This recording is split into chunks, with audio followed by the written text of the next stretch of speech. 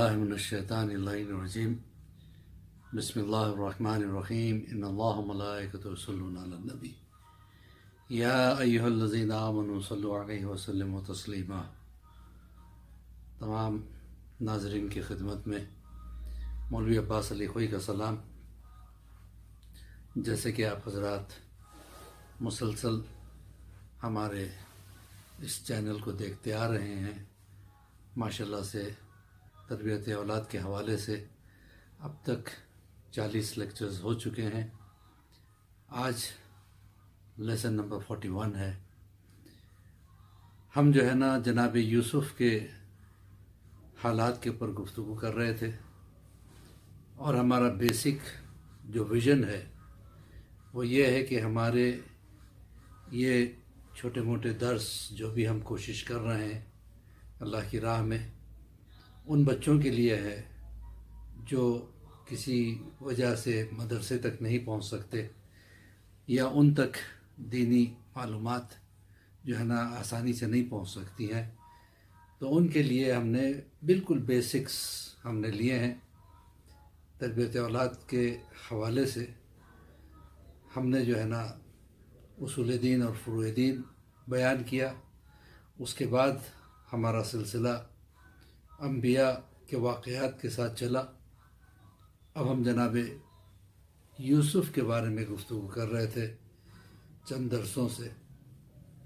आज भी उसी को लेके आगे बढ़ते हैं। जैसे कि मैंने इससे पहले भी कहा था कि कुरान में जितने वाक़यात मिलते हैं, जो नबी अंबिया के वाक़यात जो मिलते हैं, उनसे हमें कुछ ना कुछ दर्स मिलता है।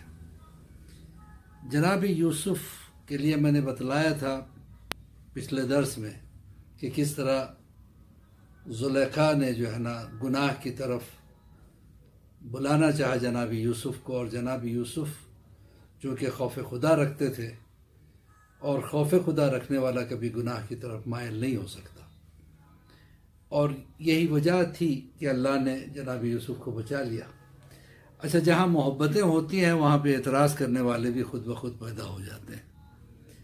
ज़ुलेखा जब आशिक हो गई थी जनाब यूसुफ़ पर, तो ज़ुलेखा की सहेलियों को हैरत हुई, तो एक बादशाह की बीवी शहज़ादी होते हुए तुझे कैसे ये गवारा हुआ कि एक ग़ुलाम जिसको तेरे शौहर ने ख़रीदा उससे तू मोहब्बत करने लगी।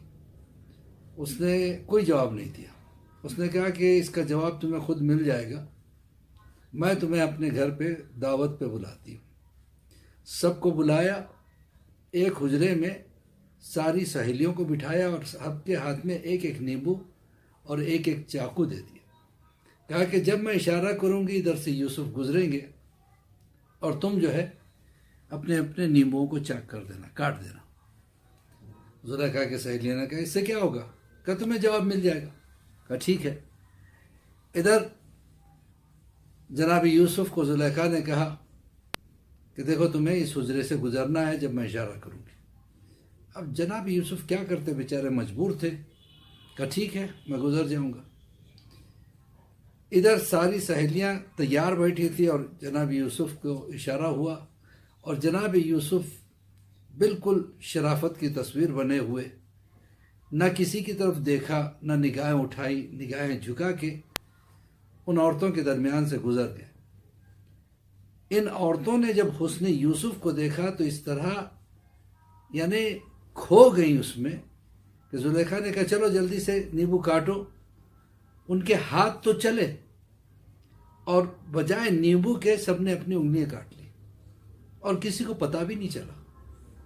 और जब यूसुफ़ चले गए तो इनको होश आया तो पता चला कि बजाय नींबू के उन्होंने अपने हाथों को काट लिया, ज़ख्मी हो गई हैं। कहा कि तुम्हें पता नहीं चला ज़ख्म कब लगा? तो उन्होंने कहा कि वाकई हमें पता नहीं चलता, इसलिए कि हमने जब यूसुफ़ को देखा तो हमारे दिलों में उनके लिए ऐसी मोहब्बत पैदा हो गई कि उनकी मोहब्बत में ज़ख्म लगा पता भी नहीं चला। तो हज़ार मोहतरम यहाँ पे रुक के एक जुमला कहूँगा, ये अपने अपनी यूसुफ़ से मोहब्बत है।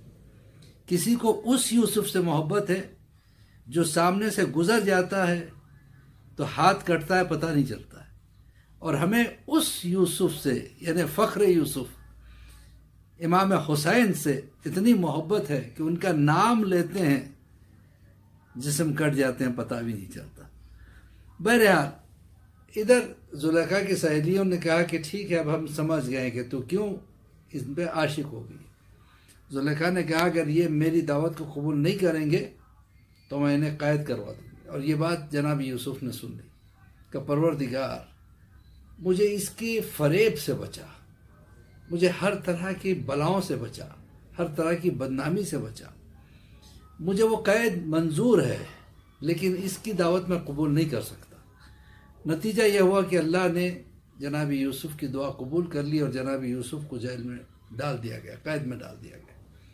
اور جناب یوسف کو موقع ملا زیادہ سے زیادہ اللہ کی عبادت کرنے کا، اور پھر قید میں قیدیوں کو یہ تبلیغ کرنے لگے، کہنے لگے دیکھو تم بتوں کی پرستش نہ کرو، اللہ کے چاہنے والے بندے بن جاؤ، خدا ہی وہ ہے جس نے اس کائنات کو خلق کیا۔ اس طرح ان کی تبلیغ ادھر شروع ہو گئی۔ ایک دن دو قیدی جناب یوسف کے قید خانے میں لائے گئے، انہوں نے کچھ جرم کیا تھا، اس میں سے ایک بادشاہ کا باورچی تھا، دوسرا وہ تھا جو بادشاہ کو شراب پلاتا تھا، ساقی تھا۔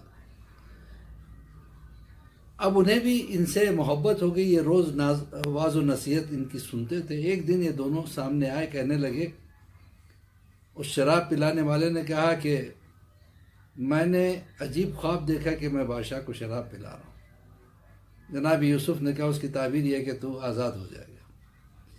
باورچی نے کہا کہ میں نے خواب میں دیکھا کہ میرے سر پہ ایک تشت ہے جس میں روٹیاں رکھی ہیں، چیل اور کوے آ رہے ہیں، اس کے ٹکڑے ٹکڑے اٹھا اٹھا کے لے جا رہے ہیں۔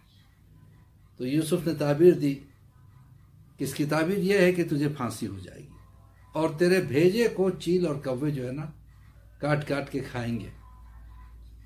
اب یہ تو ہو گیا۔ اب اس کے بعد جناب یوسف نے اس ساقی سے کہا جب تو بادشاہ کے پاس جائے گا، اب کافی عرصہ ہو گیا میں قید میں ہوں، تھک گیا اب قید کی زندگی سے، بادشاہ سے کہنا کہ میں بے گناہ ہوں، مجھے آزاد کر دے۔ اللہ کو یہ بات پسند نہیں آئی کہ جب یوسف کو مانگنا ہی تھا تو مجھ سے مانگتے۔ ایک غیر کے سامنے انہوں نے کیسے تمنا رکھی۔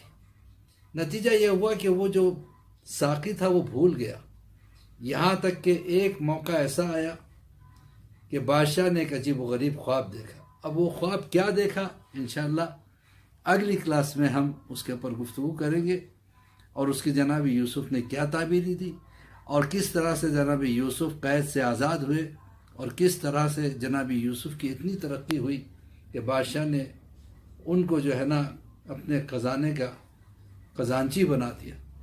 اسی کے ساتھ مولوی عباس علی خوئی کا سلام قبول کریں۔ میں دعا کرتا ہوں پروردگار ہماری اس چھوٹی سی کاوش کو قبول فرمائے، اور اس کے ذریعے سے بچوں تک دینی معلومات پہنچتے رہیں، اور جو حضرات اس کو آگے بڑھائیں پروردگار ان کے توفیقات میں اضافہ فرما، ان کی پریشانیوں کو دور فرما، ان کے قرضداریوں کو دور فرما، اور انہیں دن دنی رات چوگنی ترقی عطا فرما، اور ہم سب کو امام کے چاہنے والوں میں شمار فرما، اور ہمیں امام زمانہ سے اتنی الفت پیدا ہو جائے پروردگار کہ ہم وہ کام کبھی نہ کریں جس سے ہمارا امام ناراض ہو جائے۔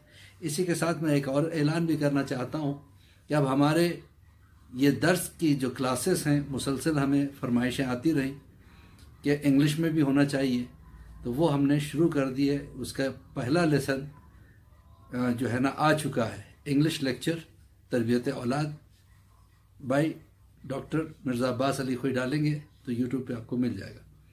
خدا حافظ، فی امان اللہ۔